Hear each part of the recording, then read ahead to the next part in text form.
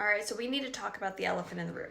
The elephant in the room for the forest industry world specifically. If you have no idea what I'm talking about, recently IP has announced the closure of 2 major mills in southeast Georgia. Now, this comes on the heels of the last several years. We've had several hurricanes which have absolutely decimated our forest lands. We've had several mill closures announced from North Florida all the way through South Carolina, and now these final 2, adding up their tally to somewhere around 5 or 6 major market closures, major mill closures for our forest lands. Now, for some might look at this as a victory, but if you are in the forest industry world, you understand how decimating this is really going to be. So let's talk about it. I want to come in from 3 different point of views. The first is, as a registered forester, I'm going to be talking about some of those industry insights that maybe you just don't really fully understand. The second is going to be from that landowner perspective, as well as land sales type of perspective. What can you expect about buying forest land if that was something on your horizon, or if you were looking and you already own land, what does that look like for your future? And then 3, I'm going to be looking at it from that faith-based perspective of digging your heels in and what does this look like in God's point of view. Now, when it comes to number 3, because I'm going to start with that one first, I am really leaning into the fact that Romans 8:28 tells us that all things are for his ultimate good purpose, okay? Now, that's a quick paraphrase. You can look up the scripture verse yourself. But despite the fact that I'm really not going to have a lot of answers, I'm going to be spinning from my own perspectives, my own, opinions. I'm going to be digging into that all the more to know that even though I don't understand how this is going to turn out, I don't understand why this is necessarily happening, and I also recognize I may not get the full ability to look and see the final results of how this is going to play out. I do trust that God ultimately knows what the ultimate purpose is going to be, and it is going to be for his good, even if it feels painful during this transition. Let's talk about that forestry perspective. What does this mean about these 2 major mill closures on the heels, again, of hurricanes, 2 major hurricanes over the last 5 years or so, and multiple mill closures? What does that mean for the industry from that forester's perspective? Now, directly, you've seen the news articles where they're talking about 1,100 jobs are instantly, essentially being lost from these 2 mill closures. But it is so much more than that. You have the domino effect that you don't even count and think about. And that domino effect is going to affect every single person in rural Georgia, every single person in Georgia, metropolitan, Atlanta, and then you can really kind of domino effect that all the way throughout the US and of course international markets, because the forest industry, especially in Georgia, was such a dominant feature. And the timber that is grown here has so many touch points in so many areas of our lives, from toilet paper to the furniture to telephone poles to the paper that you write and you do artwork. There are so many elements that we rely on our timber industry. Now, a lot of people are probably going to say, well, this is a great opportunity to have alternative revenues. And that is, or not alternative revenues, alternative resources. And that is a great point. I have never bashed bamboo or hemp or anything like that. I've only had a lot of strong feelings towards them when they have been bashing logging as an unsustainable resource, which is simply not true, okay? But if you want to look at that point of view, yes, that's a great opportunity for that. But let's look at what happens if you were going to remove a lot of these end product games. One, where are we going to get a lot of those resources that we still rely on? Your toilet paper, your lumber, your home building, again, telephone poles, a lot of everyday wood resources we rely on still. Secondly, how are these forest lands going to be able to support staying in forest? And that's going to tread into that domino effect of that landowner and that everyday American. How are they going to be able to afford to maintain, to keep their lands in conservation use? Because the truth is, conservation management is really expensive. To keep your land in trees takes a lot of revenue, takes a lot of money to invest into your property.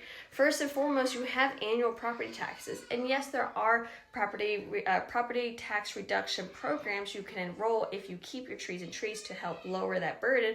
But the fact is, you still have that annual obligation. Then if you plan on doing any type of enhancements and improvements for wildlife, for recreation, for forest health, sustainability, that is going to cost money. Brush management and bush hogging costs money. Herbicide work for invasive species costs money. Even prescribed burning, although is one of the most cost effective, costs money. You have to pay for the fire breaks to be installed or maintained or rehashed. And this is, of course, assuming you don't have your own tractor. And even if you do, you still have to pay for the maintenance or the equipment repairs, perhaps, on your tractor equipment. You still have to pay for the gas and the oil to go out there and do the work yourselves. So nothing in this element is free, which is where that timber revenue was so crucial for so many landowners.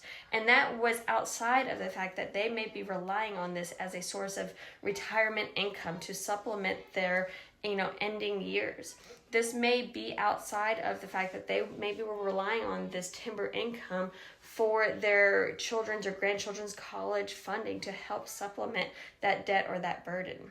So these are a lot of talking points that need to be thought about and considered, besides the fact that 2 markets, 2 mills have gone down, and yes, so many jobs. It goes so much further, so much deeper than that. Because now a lot of people are going to be thinking, is it wise for me to be able to invest in Forestland? Is it wise for me to keep these lands that we have had? Now we have no mills, no markets to sell our timber to, or it's going to cost me way more money to do any type of management work. Can we continue supporting that?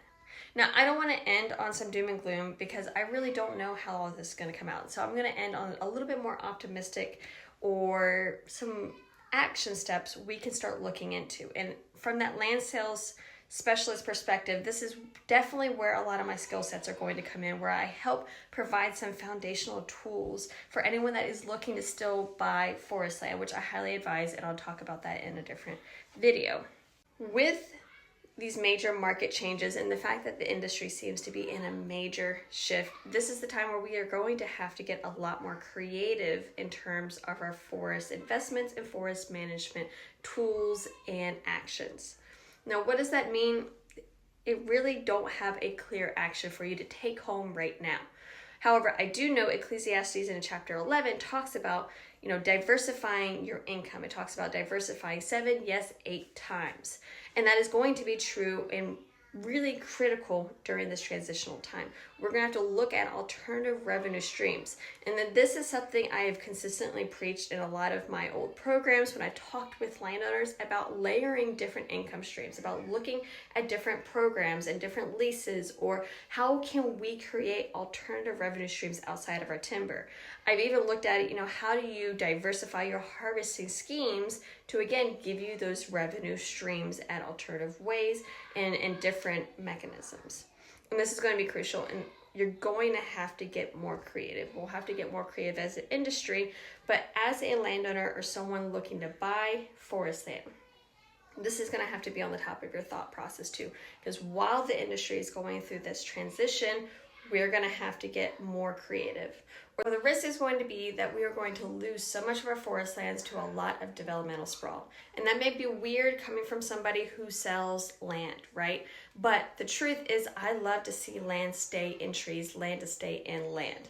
And so if I can help in any form or fashion, help you figure out a way or look more creatively out of the box on how to keep our land in trees, shoot me a message. I love to help you think that way. And this is my call to action for everybody out there to look at our lands and remember the important risk of what these market closures may have as a domino effect on our healthy forests. Georgia has the most private forest land in all of America. And right now, it's a little bit at risk if we don't figure out a way to create some alternative revenue streams or bring back strong timber markets. So, some food for thought.